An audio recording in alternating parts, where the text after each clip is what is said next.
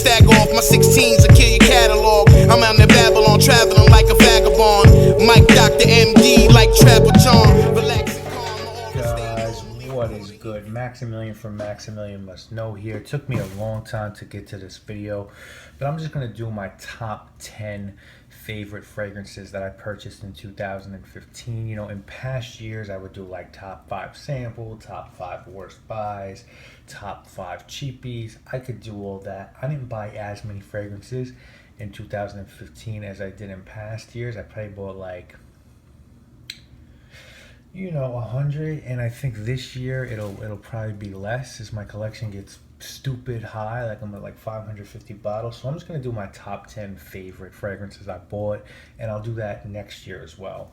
And I'll break it down: 5 designer, 5 niche. Remember, these are not fragrances that were released in 2015. These are 5 that I bought, and I'm gonna do 5 designer, 5 niche, and we'll do that next year as well. So let's start off with designer, and I'm going to start off with 2 honorable mentions. The first honorable mention is this guy, and this is going to be Dolce & Gabbana, the One Eau de Parfum. This is a definitely recent acquisition for me, and I love this. I am one of these dudes that think the original, the One, is just a waste of paper. It didn't last on my skin for shit.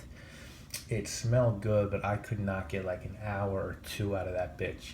You know, this one definitely lasts longer. I was really impressed with that cardamom, boozy, vanilla vibe in this one. So that's going to be honorable mention number 1 for me. Dolce & Gabbana, the One Eau de Parfum.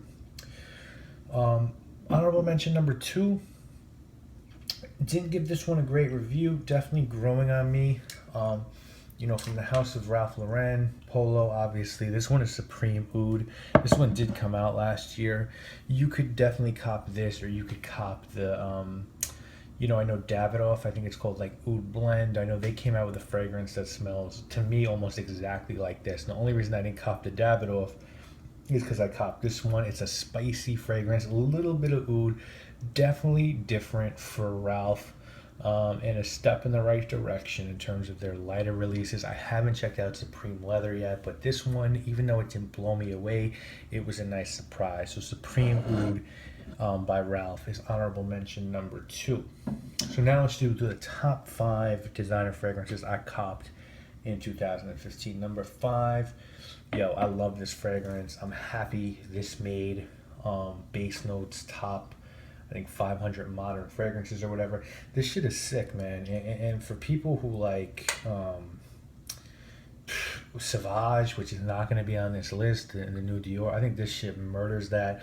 This is Guerlain, you know, done by the homie Terry Wasser. This one is called L'Homme Ideal. It's got a nice almondy, cherry, lavender thing going on. It is a beautiful cologne. Is it the best thing I've ever smelled from Guerlain? Definitely not, but it can hold its own, and it was really grown on me. It was a total blind buy, and I'm really happy to have this guy in my collection. So number 5, L'Homme Ideal by Guerlain. Number 4, you know, this was one I just needed to fucking cop. I didn't have a bottle of this. This is some beastly, manly shit. This is like some fuck, I'm about to get open type shit. You know, it's like really masculine, it's dirty, it's skanky. It's a classic fragrance. I don't get people who don't like this. I don't think you can respect the history of men's fragrances and not fuck with this. Guys, from the house of Kouros, you know, this one is called, from the house of Yves Saint Laurent, this one is obviously called Kouros, and I love my bottle of Kouros. I actually do like it better than Body Kouros as well. So that is number 4 on the list. Number 3, you know, thankfully I was able to cop this at the very beginning of 2015 from a pharmacy near my house. It just had a lot of old school shit. I got a few good deals from them. You know, old school bottle of Equipage by Hermes, and this is from the house of Escada. This is Casual Friday, and this is one of the earlier Dominique Ropion fragrances. It's like a chocolate licoricey amber fragrance, and the bottle is just straight trash, but the fragrance is so unique and just really sweet and dense, and just beautiful materials are used in this one. So number 3 is going to be Casual Friday by Escada. You know, number two, guys, was a fragrance I was ready to just blind buy without thinking about. And then I saw some reviews that gave me pause, and I chilled on sort of getting the overpriced eBay price, and I waited a little bit, and then finally I got a really good deal on it, and I'm so happy I copped it. I think it's pretty easy to find now. It's Dior Homme Parfum, and I think it's a brilliant fragrance, and it's definitely right up there for me with Sport, Intense, and the original. It's got a leather note. It's a banging fragrance. The bottle is just the best Dior Homme bottle made yet. So that's my number two actually for this year, Dior Homme Parfum. Now my number one, guys, there's a little. So, all right. So here's the thing. So the original fragrance for this bottle, the original bottle for this fragrance, is actually at work. I keep this one at work. So, but I recently bought the newest flanker to this fragrance. So I'll show you that bottle. You know, this may come as a surprise to you guys, but to me, this just blew it out the park for me. You know, this reminded me of a Xerjoff fragrance. It had neroli, oud, and it was just clean and crisp and sweet. And the bottle was, to me, a work of art. It was made machined after an engine. So it is actually Alfred Dunhill's Icon. But I actually got their newest release, which I think is called... I think it's called Icon Extreme or Icon Intense, and I have a whole lot more to say. It's the gold bottle.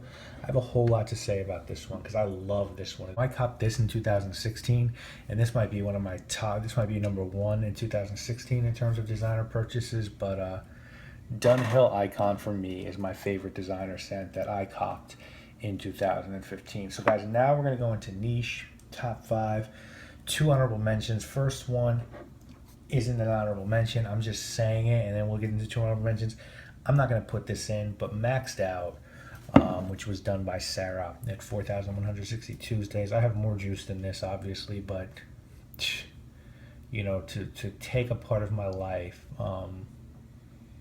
and turn it into a fragrance that was one of Lucky Scent's top 10 sellers in 2015, to me is just like, wait, what happened?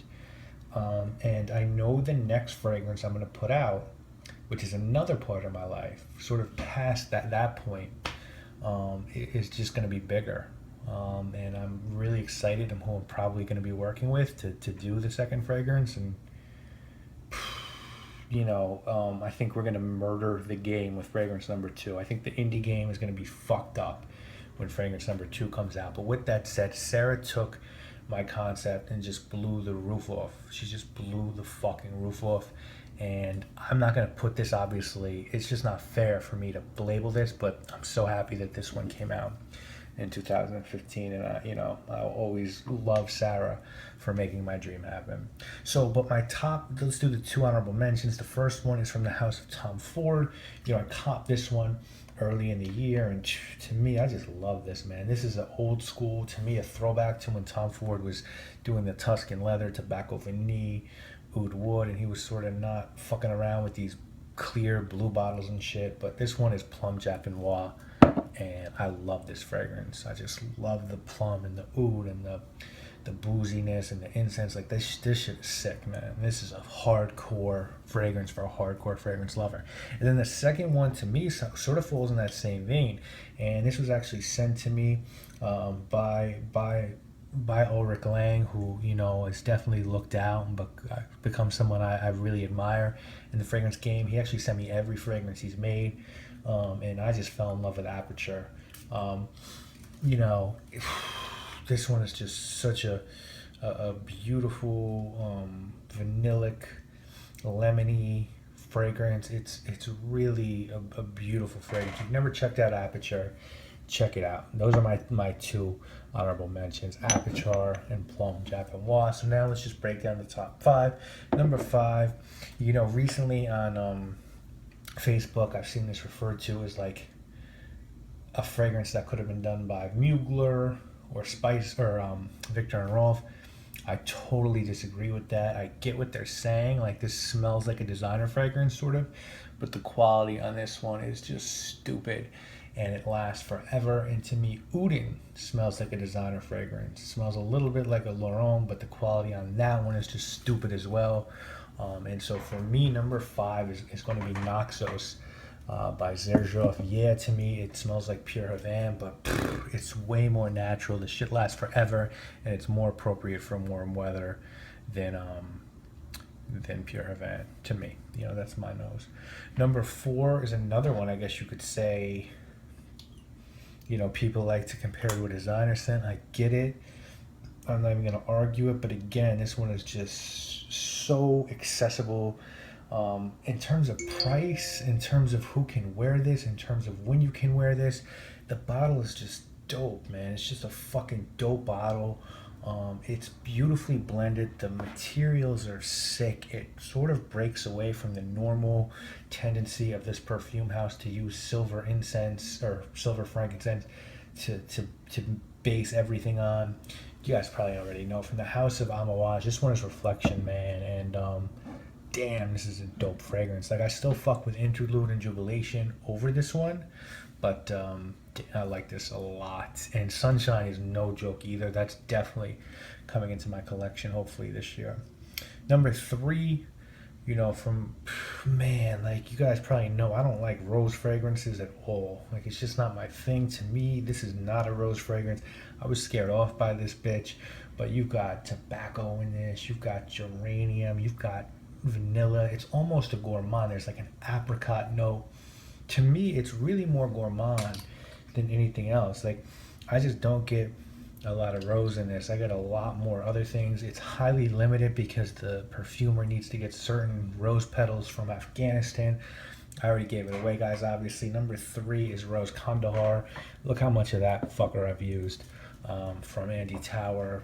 Just a crazy perfumer, and I have so much love for what this dude is doing with his flash line, making $60 fragrances for people that just blow half the designer shit that's on the shelves off the wall. Is like, this dude's like the best thing for fragrance going. So a lot of respect for Tower. Number 2, I copped this for myself as a birthday present in 2015. I'm really happy I did. I still love this one. If you're like me and you like the idea of Angel Man, but you just can't fuck with that Torno, that just gives it a weird vibe. You know, I don't hate it, but like, I just can't rock it on the regular. Get yourself this one. This smells like smooth Turkish coffee with a little bit of cocoa, maybe cardamom. Shit is a banger, guys. It's Intoxicated by Killian. You guys know how much I love this one. I'm excited to see what his new joint in the blue bottle is going to smell like. Definitely excited for that.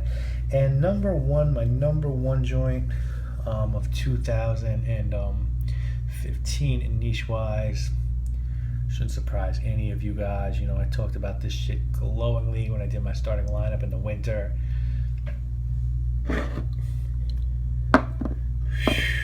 That boy is a beast. That is a beast of a fragrance, man. That is the smoothest fragrance I've ever smelled in my life. Amber, a little bit of amber resin, and so resin vanilla, and then cocoa and Grand Marnier, smoothed out to, like, you know, it's like Dr. Dre took a rough funk record and just put that shit through the MPC and G-funked it out and just made like the smoothest nothing but a G thing part 2. Like, it's just, this is crazy. If this had a little bit better projection on me, this might be my favorite fragrance of all time. Like, that's how much I like this bitch. But it doesn't project that well on me. It lasts pretty long, but it just doesn't project that well on me. So I can't totally make it, you know, my bitch. But I love the motherfucker, I'll tell you that much. So those are my top 5 niche, those are my top 5 designer, and hope you enjoyed this video, guys. You know what it is, we'll be back with lots more videos. We have a lot more to do. I have shaving, some shaving company videos to do for you guys. I have a lot more Sensafari, of course, sample shopping, and we do reviews every week. You know what it is, guys. My name is Maximilian.